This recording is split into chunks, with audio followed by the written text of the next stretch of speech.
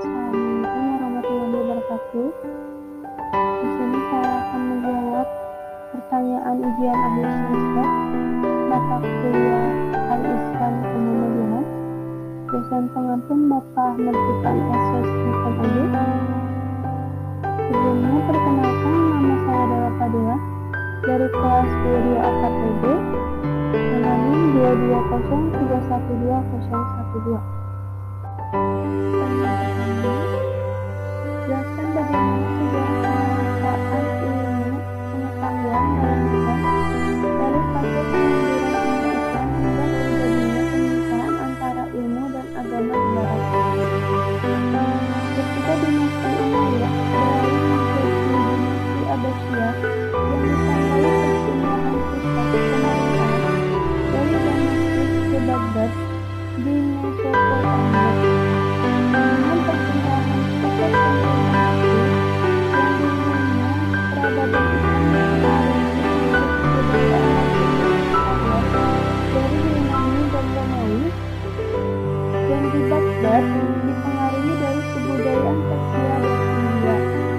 Awal kemunduran peradaban Islam dimulai saat Baghdad, yang merupakan ibu kota Bani Abbasiyah dan pusat peradaban Islam, diserang dan dihancurkan oleh tentara Mongol pimpinan Hulagu Khan pada tahun 1258.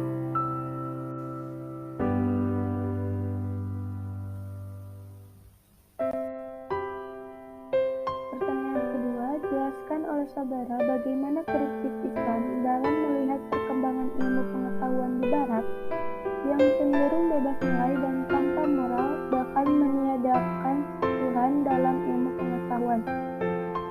Dr. Hamid Fahmi Zarkasiah, karena sains Barat tidak memberi tempat pada wahyu agama bahkan Tuhan, maka sains itu dianggap bebas nilai.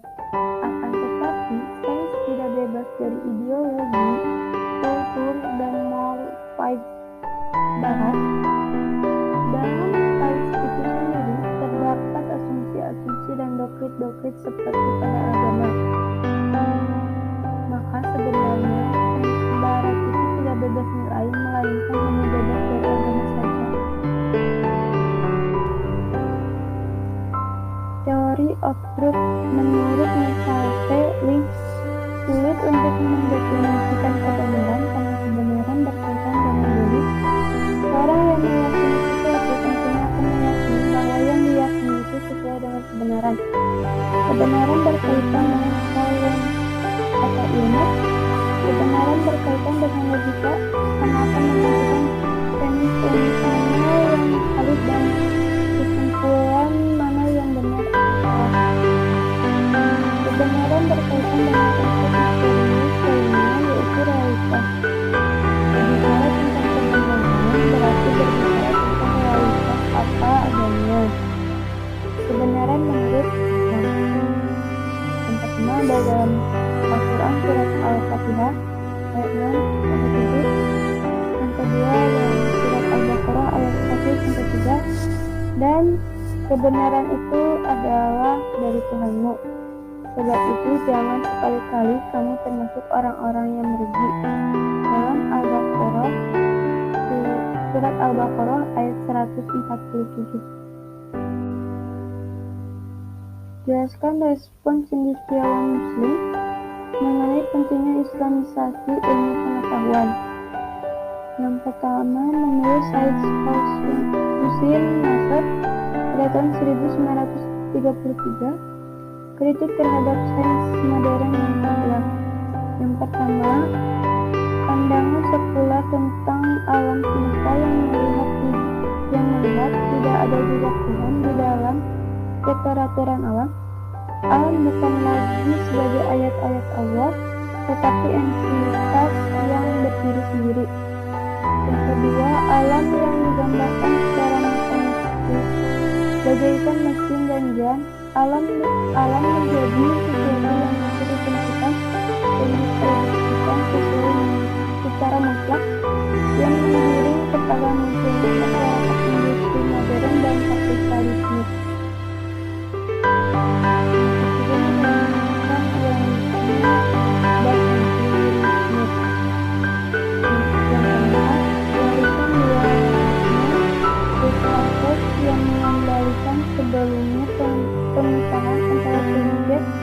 yang mengetahui dan objek yang diketahui. Yang kelima, eksploitasi alam sebagai sumber kekuatan dan dominasi. Yang kedua, menurut Razi Al-Faruq pada tahun 1927 sampai 1986, yang pertama, akar dari kemunduran umat Islam dalam berbagai dimensi karena dualisme sistem pendidikan. Yang kedua, dalam pandangannya, mengatasi dualisme sistem pendidikan inilah yang merupakan tugas terbesar kaum muslimin pada abad ke-15.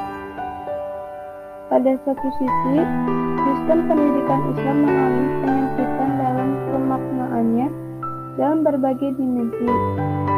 Sedangkan pada sisi yang lain, pendidikan sekuler sangat mewarnai pemikiran kaum muslimin.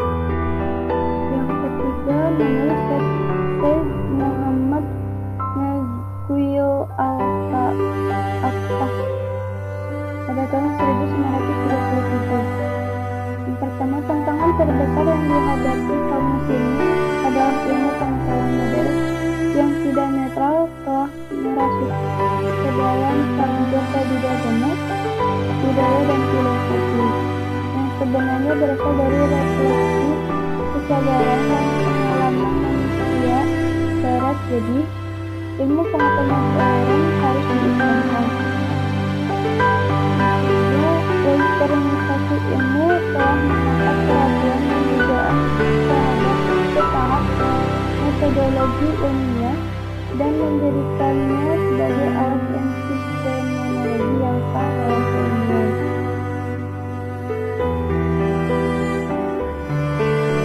Ilmu pengetahuan barat modern dibangun di atas sisi intelektual dan psikologi, budaya dan peradaban barat. Yang pertama, akal diandalkan untuk membimbing kehidupan manusia. Yang kedua, bersikap dualistik terhadap realitas dan kebenaran. Ketiga, menegakkan aspek eksistensi yang memproyeksikan pandangan hidup sekuler. Yang keempat, membela doktrin humanisme. Dan yang kelima, menjadikan drama dan tragedi sebagai unsur-unsur yang dominan dalam citra dan eksperimen kemanusiaan. Wahyu merupakan sumber ilmu tentang realitas dan kebenaran akhir berkenan dengan makhluk ciptaan dan pencipta. Wahyu merupakan dasar kepada kerangka metafisik untuk mengupas filsafat sains sebagai sumber sistem yang menggambarkan realitas dan kebenaran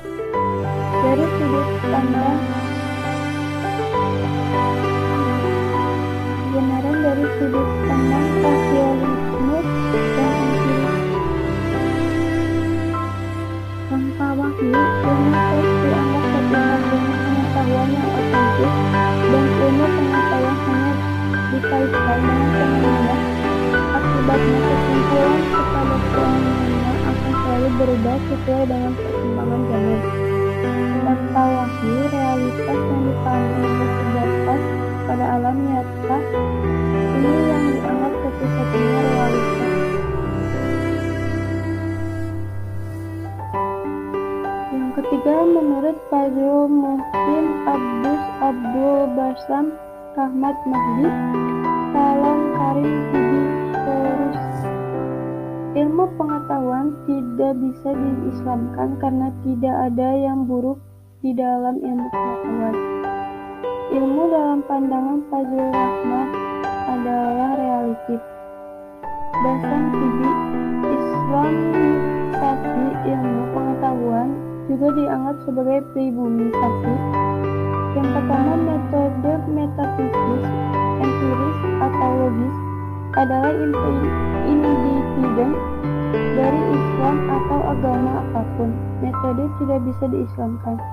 Yang kedua, jawaban-jawaban yang benar tidak bisa diislamkan. Kebenaran adalah kebenaran dan kebenaran tidak bisa diislamkan. Yang ketiga, pertanyaan-pertanyaan dan masalah-masalah yang diajukan adalah mencari kebenaran. Yang keempat, metode yang merupakan posisi dan sains tidak bisa diislamkan. Pertanyaan keempat, jelaskan oleh saudara bagaimana Islamic Technoplanet menjadi solusi keilmuan di masa yang akan datang. Konsep keilmuan yang cocok dengan perkembangan zaman saat ini dan masa depan adanya integritas antara teknologi agama dan kepeduluan sosial terhadap lingkungan alam terutama manusia maupun umat beragama dengan perkembangan dunia saat ini yang mana harus senantiasa menguasai perubahan dengan kekuatan akhlak dan budi pekerti yang baik dan menguasai perkembangan teknologi. Sekian yang dapat saya sampaikan. Apabila ada kesalahan, Assalamualaikum warahmatullahi wabarakatuh.